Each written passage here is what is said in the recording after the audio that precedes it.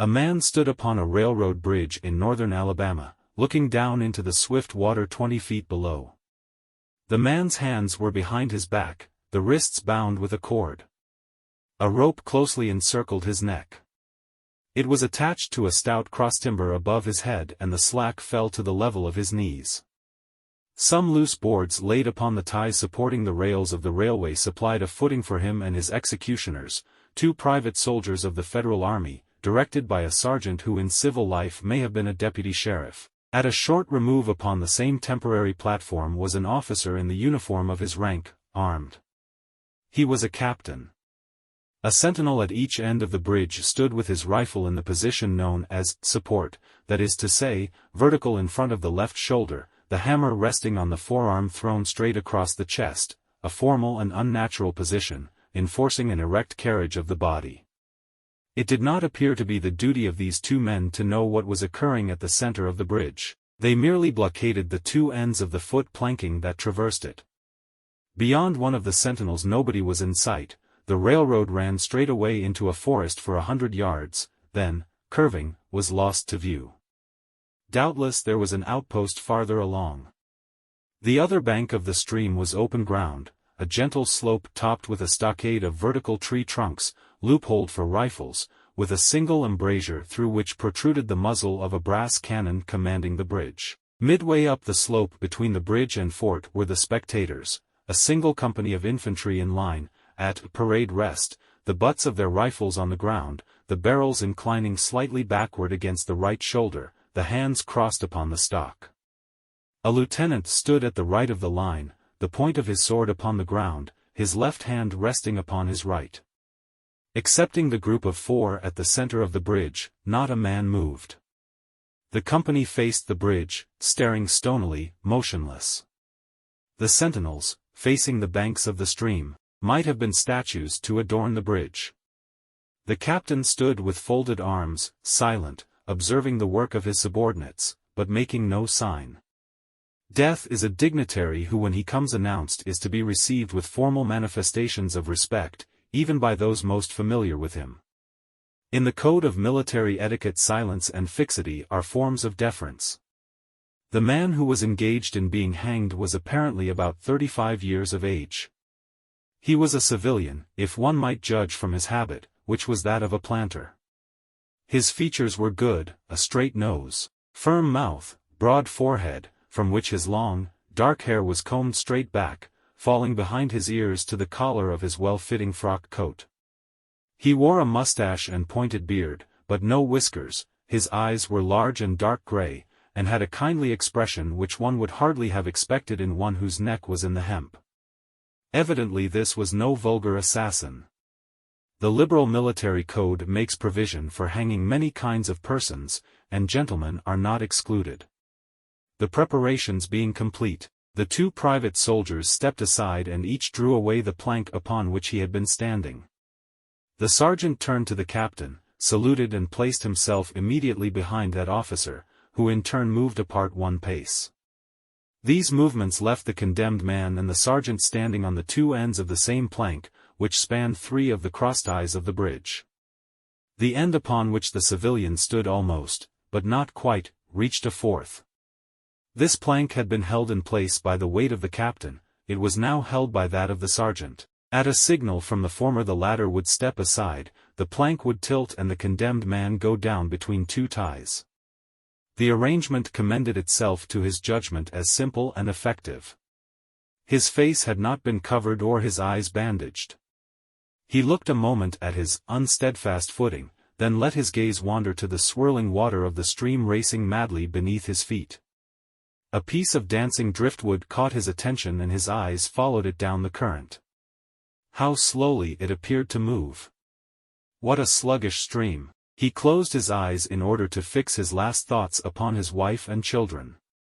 The water, touched to gold by the early sun, the brooding mists under the banks at some distance down the stream, the fort, the soldiers, the piece of drift, all had distracted him. And now he became conscious of a new disturbance.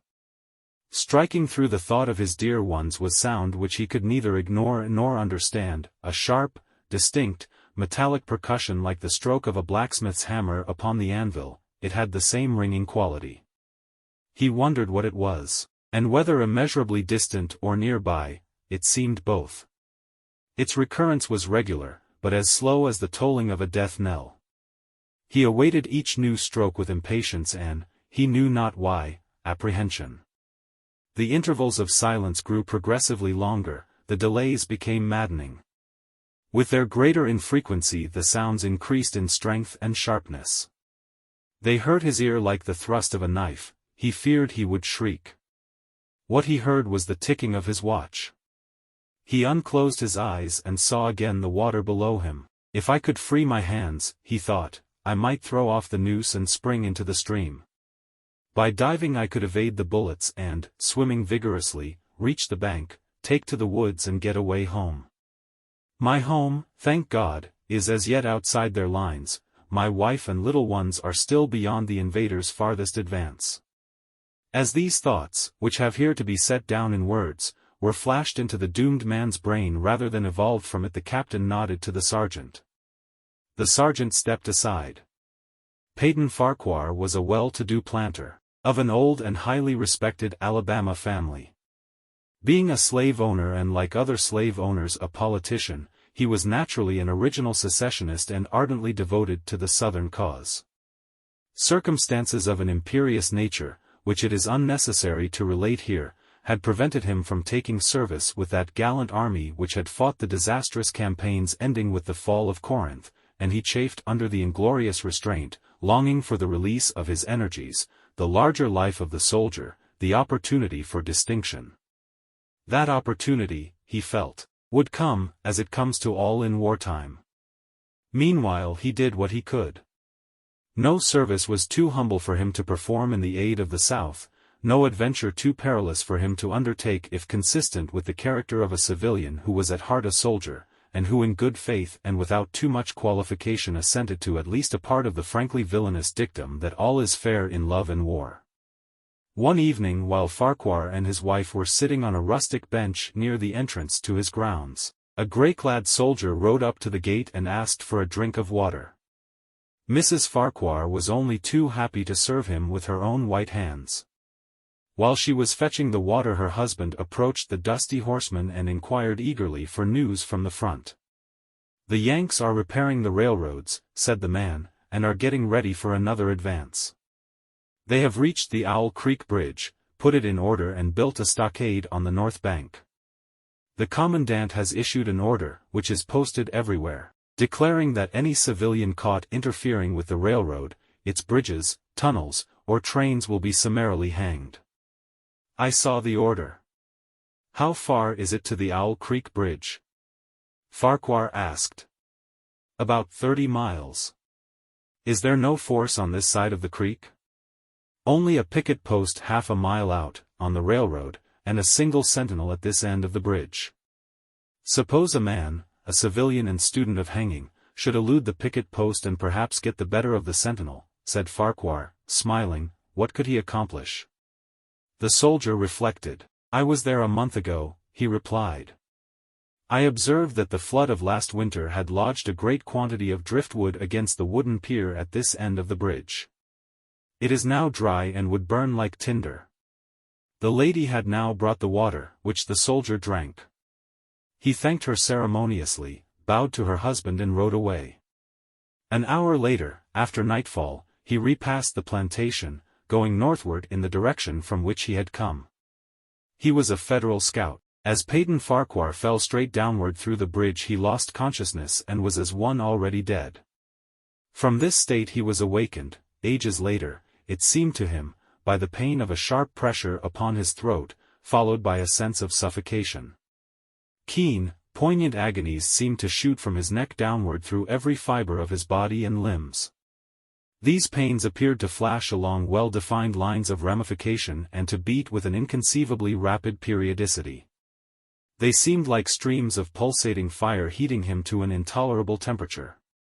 As to his head, he was conscious of nothing but a feeling of fullness, of congestion. These sensations were unaccompanied by thought. The intellectual part of his nature was already effaced, he had power only to feel, and feeling was torment. He was conscious of motion. Encompassed in a luminous cloud, of which he was now merely the fiery heart, without material substance, he swung through unthinkable arcs of oscillation, like a vast pendulum. Then all at once, with terrible suddenness, the light about him shot upward with the noise of a loud splash, a frightful roaring was in his ears, and all was cold and dark. The power of thought was restored, he knew that the rope had broken and he had fallen into the stream. There was no additional strangulation, the noose about his neck was already suffocating him and kept the water from his lungs. To die of hanging at the bottom of a river, the idea seemed to him ludicrous. He opened his eyes in the darkness and saw above him a gleam of light, but how distant, how inaccessible. He was still sinking, for the light became fainter and fainter until it was a mere glimmer. Then it began to grow and brighten, and he knew that he was rising toward the surface, knew it with reluctance, for he was now very comfortable. To be hanged and drowned, he thought, that is not so bad, but I do not wish to be shot. No, I will not be shot, that is not fair. He was not conscious of an effort, but a sharp pain in his wrist apprised him that he was trying to free his hands. He gave the struggle his attention, as an idler might observe the feat of a juggler, without interest in the outcome. What splendid effort, what magnificent, what superhuman strength! Ah, that was a fine endeavor. Bravo! The cord fell away, his arms parted and floated upward, the hands dimly seen on each side in the growing light. He watched them with a new interest as first one and then the other pounced upon the noose at his neck. They tore it away and thrust it fiercely aside, its undulations resembling those of a water snake. Put it back, put it back. He thought he shouted these words to his hands, for the undoing of the noose had been succeeded by the direst pang that he had yet experienced. His neck ached horribly, his brain was on fire, his heart, which had been fluttering faintly, gave a great leap, trying to force itself out at his mouth. His whole body was racked and wrenched with an insupportable anguish. But his disobedient hands gave no heed to the command. They beat the water vigorously with quick, downward strokes, forcing him to the surface.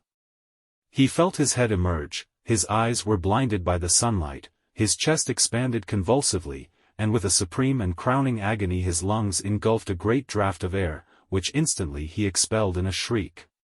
He was now in full possession of his physical senses. They were, indeed, preternaturally keen and alert. Something in the awful disturbance of his organic system had so exalted and refined them that they made record of things never before perceived. He felt the ripples upon his face and heard their separate sounds as they struck. He looked at the forest on the bank of the stream, saw the individual trees, the leaves and the veining of each leaf, he saw the very insects upon them, the locusts, the brilliant-bodied flies, the grey spiders stretching their webs from twig to twig. He noted the prismatic colors in all the dewdrops upon a million blades of grass, the humming of the gnats that danced above the eddies of the stream, the beating of the dragon-fly's wings, the strokes of the water-spider's legs, like oars which had lifted their boat, all these made audible music. A fish slid along beneath his eyes and he heard the rush of its body parting the water. He had come to the surface facing down the stream, in a moment the visible world seemed to wheel slowly round, himself the pivotal point, and he saw the bridge, the fort, the soldiers upon the bridge, the captain, the sergeant, the two privates, his executioners. They were in silhouette against the blue sky. They shouted and gesticulated, pointing at him. The captain had drawn his pistol, but did not fire, the others were unarmed. Their movements were grotesque and horrible, their forms gigantic. Suddenly he heard a sharp report and something struck the water smartly within a few inches of his head, spattering his face with spray. He heard a second report, and saw one of the sentinels with his rifle at his shoulder, a light cloud of blue smoke rising from the muzzle. The man in the water saw the eye of the man on the bridge gazing into his own through the sights of the rifle. He observed that it was a grey eye and remembered having read that grey eyes were keenest, and that all famous marksmen had them. Nevertheless, this one had missed. A counter-swirl had caught Farquhar and turned him half round. he was again looking at the forest on the bank opposite the fort. The sound of a clear, high voice in a monotonous sing-song now rang out behind him and came across the water with a distinctness that pierced and subdued all other sounds, even the beating of the ripples in his ears. Although no soldier, he had frequented camps enough to know the dread significance of that deliberate, drawling, aspirated chant. The lieutenant on shore was taking a part in the morning's work. How coldly and pitilessly, with what an even, calm intonation, presaging, and enforcing tranquility in the men, with what accurately measured interval fell those cruel words. Company. Attention. Shoulder arms. Ready. Aim. Fire. Farquhar dived as deeply as he could. The water roared in his ears like the voice of Niagara, yet he heard the dull thunder of the volley and, rising again toward the surface, met shining bits of metal, singularly flattened, oscillating slowly downward. Some of them touched him on the face and hands, then fell away, continuing their descent. One lodged between his collar and neck. It was uncomfortably warm and he snatched it out. As he rose to the surface, gasping for breath, he saw that he had been a long time under water. He was perceptibly farther downstream, nearer to safety. The soldiers had almost finished reloading. The metal ramrods flashed all at once in the sunshine as they were drawn from the barrels, turned in the air, and thrust into their sockets. The two sentinels fired again, independently and ineffectually. The hunted man saw all this over his shoulder. He was now swimming vigorously with the current. His brain was as energetic as his arms and legs. He thought with the rapidity of lightning. The officer, he reasoned, will not make that martinet's error a second time. It is as easy to dodge a volley as a single shot. He has probably already given the command to fire at will. God help me, I cannot dodge them all. An appalling splash within 2 yards of him was followed by a loud, rushing sound, diminuendo, which seemed to travel back through the air to the fort and died in an explosion which stirred the very river to its deeps. A rising sheet of water curved over him, fell down upon him, blinded him, strangled him. The cannon had taken an hand in the game. As he shook his head free from the commotion of the smitten water, he heard the deflected shot humming through the air ahead, and in an instant it was cracking and smashing the branches in the forest beyond. They will not do that again, he thought. The next time they will use a charge of grape. I must keep my eye upon the gun. The smoke will apprise me. The report arrives too late, it lags behind the missile. That is a good gun. Suddenly he felt himself whirled round and round, spinning like a top. The water, the banks, the forests, the now distant bridge, fort and men, all were commingled and blurred. Objects were represented by their colors only, circular horizontal streaks of color. That was all he saw. He had been caught in a vortex and was being whirled on with a velocity of advance and gyration that made him giddy and sick. In few moments he was flung upon the gravel at the foot of the left bank of the stream, the southern bank, and behind a projecting point which concealed him from his enemies. The sudden arrest of his motion, the abrasion of one of his hands on the gravel, restored him, and he wept with delight. He dug his fingers into the sand, threw it over himself in handfuls and audibly blessed it. It looked like diamonds, rubies, emeralds. He could think of nothing beautiful which it did not resemble. The trees upon the bank were giant garden plants. He noted a definite order in their arrangement, inhaled the fragrance of their blooms. A strange roseate light shone through the spaces among their trunks, and the wind made in their branches the music of Aeolian harps. He had not wished to perfect his escape. He was content to remain in that enchanting spot until retaken. A whiz and a rattle of grapeshot among the branches high above his head roused him from his dream. The baffled cannoneer had fired him a random farewell. He sprang to his feet, rushed up the sloping bank, and plunged into the forest. All that day he traveled, laying his course by the rounding sun. The forest seemed interminable. Nowhere did he discover a break in it, not even a woodman's road. He had not known that he lived in so wild a region. There was something uncanny in the revelation. By nightfall he was fatigued, footsore, famished. The thought of his wife and children urged him on. At last he found a road which led him in what he knew to be the right direction. It was as wide and straight as a city street, yet it seemed untraveled. No fields bordered it, no dwelling anywhere. Not so much as the barking of a dog suggested human habitation.